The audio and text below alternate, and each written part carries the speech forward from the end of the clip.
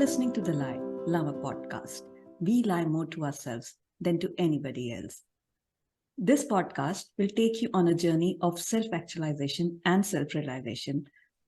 We don't say this literally, but very philosophically and metaphorically.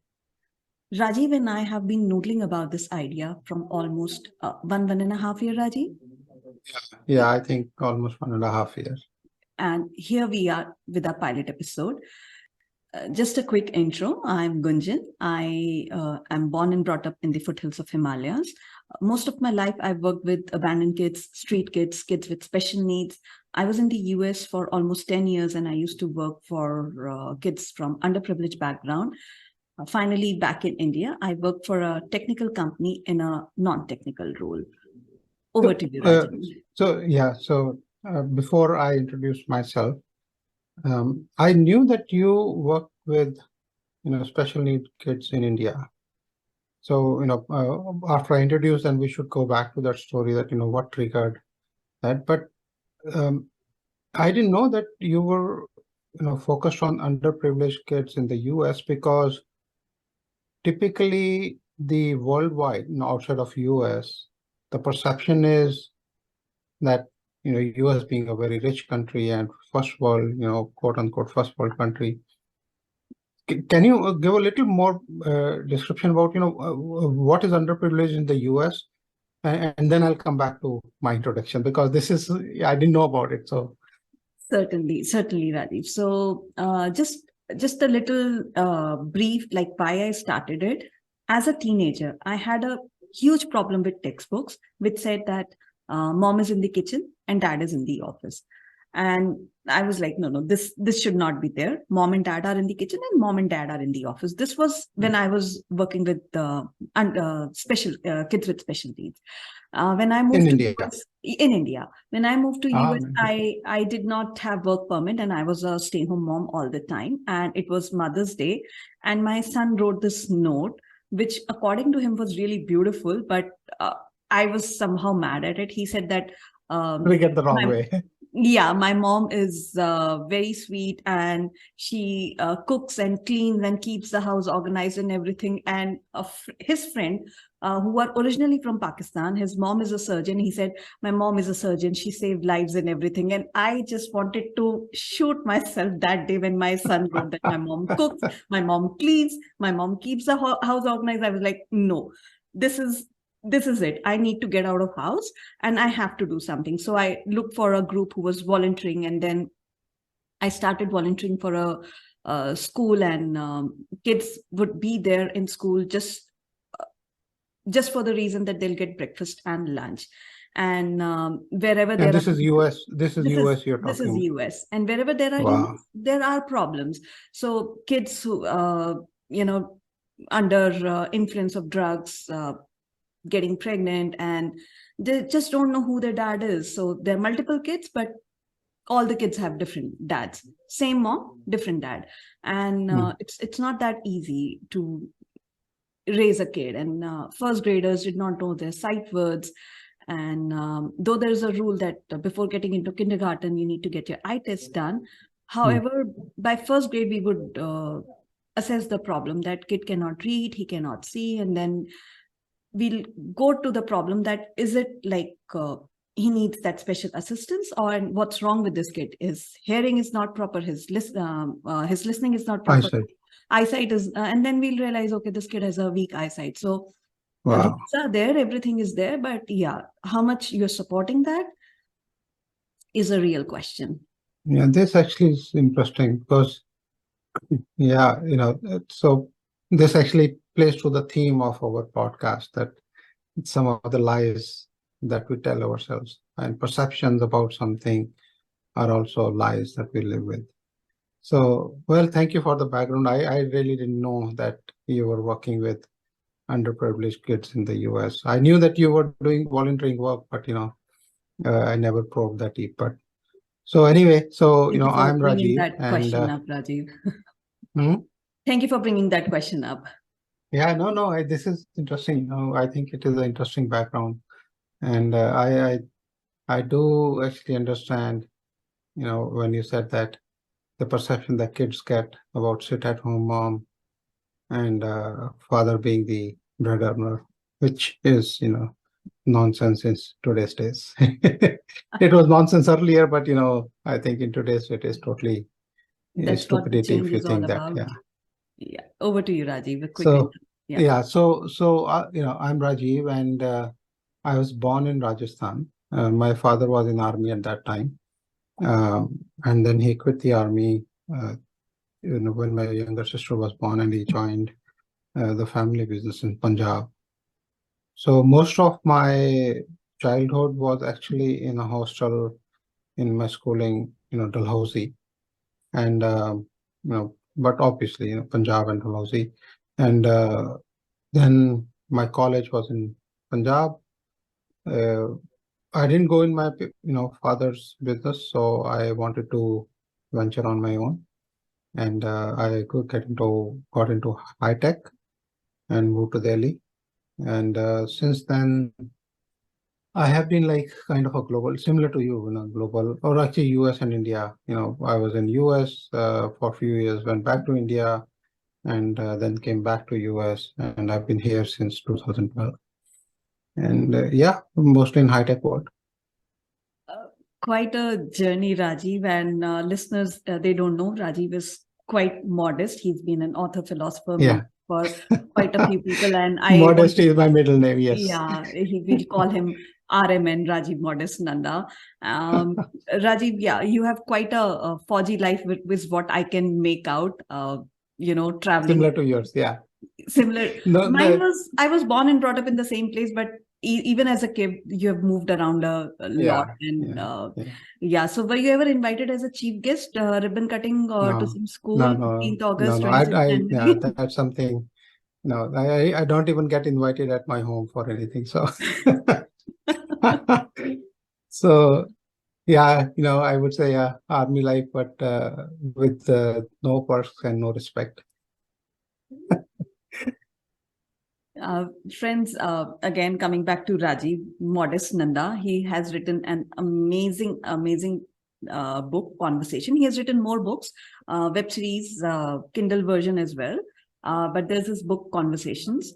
We will talk about this book and the stories in our podcast as we unfold, because a lot of them are very much relatable to what we will be talking about. But I highly And recommend. that, and one of the story in that book connected us, like almost what, Yes, 20 years? almost 20 years. 20? Yes, Wow. Imagine. yes. Yeah. That story was soldiers, and since I'm from Dehradun, most of my friends are with Indian Army, Navy, Air Force, and girlfriends. They are married to army officers. And I read the story. I was like really taken away. Then I wrote a letter, mail. I don't even remember what. Yeah, no, I distinctly remember. I don't remember the verbiage in the email, but I very distinctly remember an email from, like a random person called Gunjan. And the title was Your Story, Soldier, or something like that. And then there were like two paragraphs, how it touched you. And I think that was the first and the only fan email I ever got. Again, But our Mr. Modest only fan yeah, mail. But Rajiv, that again wants me to think, like, today, if you get an email, will you have audacity to open it like it's a spam mail? Anybody is mailing no, me. I do, no, actually, I do go, these days I do get a lot of things on LinkedIn for mentorship and coaching, Mhm. uh, but you see, my question was more in terms of that, at that time, something triggered in your mind and you got the urge to reach out to the author. Would you do that today? Would I do that today? Depends how much I'm moved by that story, because that time I was quite young and things which were happening. Operation Vijay just happened. My friends who just passed out from IMA were posted in Kargil. So it just depends how much I'm moved by the story, but Timing. I will definitely appreciate today, because they ask 50 other information, your phone number, your email ID, your everything, your identity, Yeah, everything, your yeah, blood group, your yeah. property paper. They ask so many things that I just don't feel like saying what Yeah, I want to say yeah. without giving any, disclosing any PII. So Interesting, yeah, interesting. if I meet someone in person, yes, definitely I'll say that. But leaving a comment, writing anything, I'll just Yeah, these days, step yeah. back But now. yeah, no, but it definitely, I would say, even today, if somebody reaches out and, appreciates your work, it is a very positive feeling. Uh, Boosts your ego, and also it actually confirms that what you are thinking, there are other people in the world, thinking, have similar thoughts, similar values. And, and I think the same thing that, when we were discussing about this, launching this podcast, was that, we were debating, how many people are out there who are similar to us. Let's explore, I'm sure that there are many who would want to, live the life of truth and unpeel the lies. Yes. So coming back to the podcast, this podcast will appeal more to people like Rajiv and me, who want to be on the journey of self-actualization and who already know that they are living life of truth, but we want them to come with us, join us, and be on a journey of a self-actualization and realization.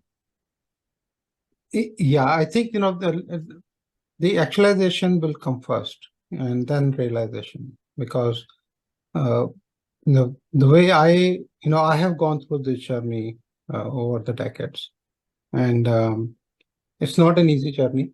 A lot of introspection, a lot of facing yourself in the mirror, and slowly, one layer at a time, peeling the onion.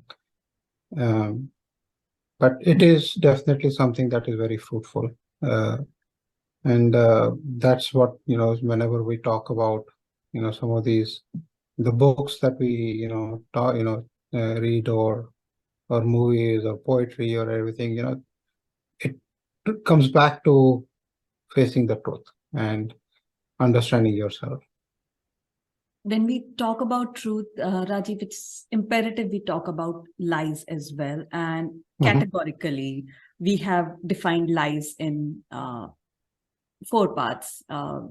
Just to start with, a social lie that we just say. There's no bad intent about it. If someone will come and ask, how do I look? You'll say, yeah, you're looking nice, good. You just don't want to break Fantastic. anybody's heart. Fantastic. Yeah, you look great. However, Rajiv gave me a very, very nice answer for that. That, if someone had a haircut and not convinced that that person is looking good, and if that person will come to me and ask that, how do I look? I'll certainly say that, yeah, you look good. Oh, don't worry, that's fine. And then, Rajiv, we would like to listen from you that what would have been a philosophically correct answer. Yeah, there's Well, no such thing as right or I wrong. yeah, typically I end up saying you look different. That's a great So, way of putting it. yeah, but because the thing is that the beauty or the ugliness of a person or a thing or anything is more reflective on yourself than of or about the person. So, yeah, I look at, I see a pretty face, I'll say beautiful, but I don't know how the person is actually. I've seen people behaving, I would say the worst kind of behavior by the most beautiful looking people, and the most kind behavior by what, typically you would say ugly looking people. So those are judgments, and those are the social lies or social uh, perceptions that we end up creating, and we start living with that. But yeah, different is good. Mhm. Yes, different is good. Next is psychological lies. And Rajiv, can you just give a little enlightenment about psychological lies and how Yeah, that? no enlightenment, but yeah, no Yeah, enlightenment, of but course. yeah. So I think that this is where, remember, we were struggling that, okay, psychological lies, or, a person who is a psychotic liar. So, somebody who, is habitual liar, who lies with the intent of lying. Compulsive liar. Yeah. So different words, but I think, this is, that definitely is, somebody who actually has bad intention and lies with bad intention. While the social lies that, we talked about earlier, you are lying with good intention. You want the other person to feel happy or good about themselves. Which is So, approved by our books as well, that you can you can tell a lie, and if it's not harming anyone, or if it is to save someone. And another category of lie is when people con someone by just manipulating them, taking their money, property, peace, everything. And yeah. I very distinctively remember I went to post office and someone came to me and said that um, I want this meds and I have, it's for 150 rupees. I have just 100 rupees and can you please help me with 50 rupees? I know that person is fooling me. Still, I'll help because uh, I'll feel that, okay, if that person has reached out and 50 rupees really doesn't matter to me at all, but it can be a big thing for him. Somehow So I know. I'm conflicted on that one. Mhm. And the reason is that,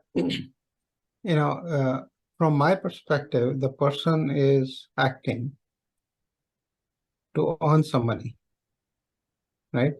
And he or she acted so well that you got convinced and you gave the money.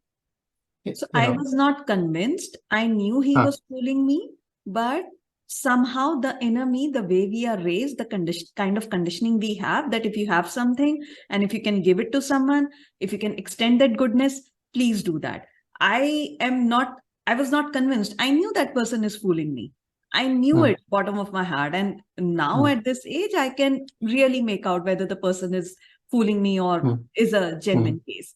So, but yes, bring on your point and then we can have this No, that is good. So you see, from my perspective, I think, it's like, if the thief is so good that, he or she can steal with, mastery, is that earning the money, or, lying or cheating or something? Let me give you very parallel example. Let's say, I am applying for a job, and I have knowledge about some of the things. I don't have experience, but I have knowledge. I have observed, I know what to do, how to do it, whether it is in technical field, some programming language or whatever, right? So I'm called for the interview and I weave a story around that knowledge. So I'm faking, it's almost the same thing. And now, is that different from somebody who came to you in the post office? I would classify both of them the same. So there's an opening for which you've applied, you have worked on your resume, and you are trying to sell yourself. It is at the And the discretion same of thing. the other person whether he gives you a job or not, right? Again, Mhm. it depends on demand and supply, and there are a lot of other factors as well. However, this person is just reaching out to me without me inviting him. Oh, No. I give those vibes that come fool me. Yes, yes.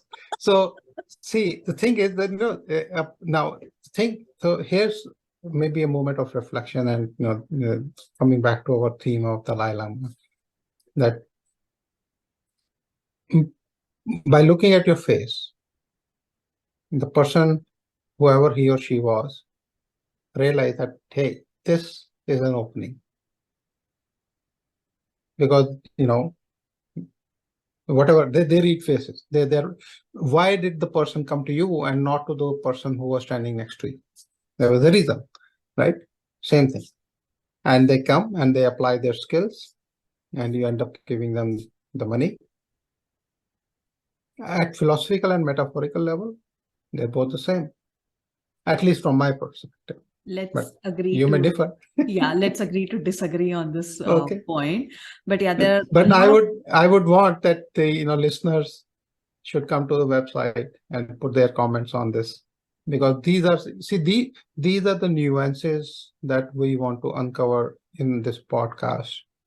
Not about, it's not about that what lie is, a particular sentence, but philosophically and metaphorically, what are the subtle things we do by which we lie to ourselves, and then we end up being unhappy. So this moment of you being cheated stuck in your mind. and You've it's been not living like with I this. learn from it. It's not like I learn from it. Doesn't matter. Next It time does not matter. anyone will come, I'll do the same thing. So, very interestingly, just a couple of days ago, maybe 3 days ago, I wrote in one of my blogs on LinkedIn, and I am reminded of one of my favorite author, Robert A. Heinlein, science fiction author. His quote, and I'm paraphrasing because I don't remember it, that humans seldom learn anything, and if they learn, they only learn by making mistakes or something like that. Maybe next time around, I'll pull that quote out. But Certainly. so essentially, you will only learn He by who makes getting no cheated 5, 6, 7, how many times, but the regret will stay with you. right, right. So coming back to our lies, Rajiv, we don't want to give laundry list to our listeners. We want you to post lies of your life to our website, theLieLlama.com. We'll be more than happy to host you. Please do come. And then there are lies like we get in US every 4 years, in India every 5 years, and we don't want to talk about those lies because that's not what our show is about. However, we will be pondering upon the points, peeling the onions, and we want you to reach to the journey. We want you to come with us to the journey of self-actualization. Yeah, I would say, we'll be lucky if we can take you all on this journey of self-actualization, because you can only, maybe I should explain what I say, because these terms are different people have different meaning. For me, the meaning has been, see, self-actualization is something that understanding of yourself. I am what I am. Self-realization is that once you understand yourself, then you realize what potentials you have. So you pick one potential and then you realize that potential. So that's why I always say self-actualization comes first and then self-realization. A lot of people, they combine both. But I do not think that you can realize your true potential till you actually understand who you are. So with that explanation, I would say, it will be great. People like us, we will be very appreciative of highly engaged audience, and let's go on this journey.